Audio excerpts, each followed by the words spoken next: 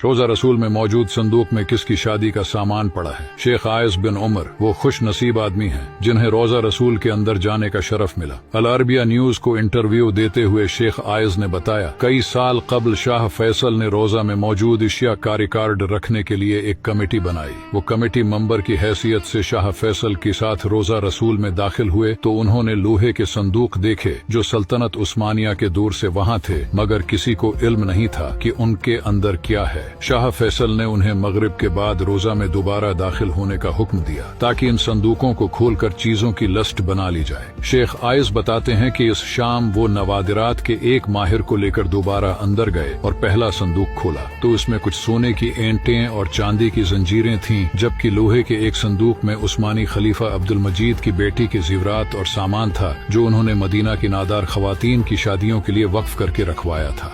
इसके अलावा रसूल पाक की जात से मुंसलक बहुत से तबरकात भी मिले। इन तमाम तबरकात को रोजा से उठाकर मदीना म्यूजियम में रख दिया गया, जहां लाखों मुसलमान हर साल उनकी जियारत करते हैं। अल्लाह सबको ये अपनी आंखों से देखना नसीब करे, आमीन।